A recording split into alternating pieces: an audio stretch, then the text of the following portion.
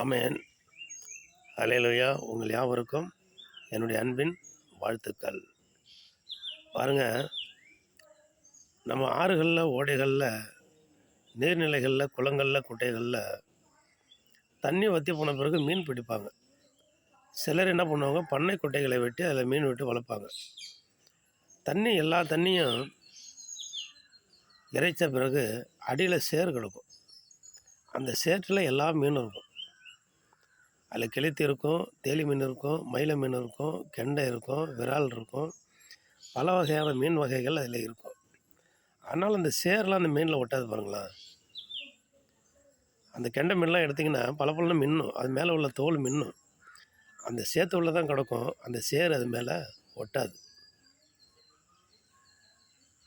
அதே போல் தான் இந்த உலகத்தில் வாழ்கிற நம்ம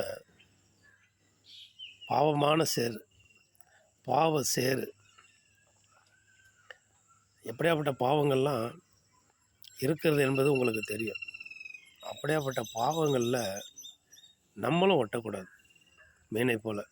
அதே போல் இந்த பாவமான உலகத்தில் இந்த தேலி, கெளுத்தி, மயில் அந்த மாதிரி மீன்லாம் பாருங்களேன், முள் இருக்கும்.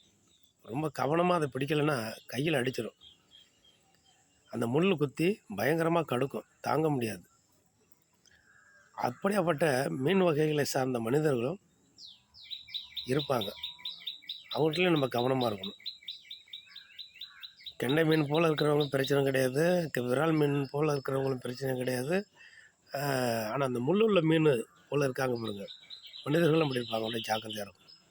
அதே போல் இந்த உலகத்தில் பாவ உலை, பாவ சேர், இதில் இந்த சேர்லாம் நம்ம மேலே ஒட்டாமல் நம்ம அந்த தண்ணீரில் நீந்துகிற மீன் போல் சேற்று உள்ளே, இந்த உலகம் என்கிற சேற்றுக்குள்ளே, பாவ சேற்றுக்குள்ளே வாழ்ந்தாலும் நம்ம அந்த பாவம் நம்மளை ஒட்டாமல் நல்ல மீன்களாக நம்ம வளருவோம். ஆமென். அல்லேலூயா.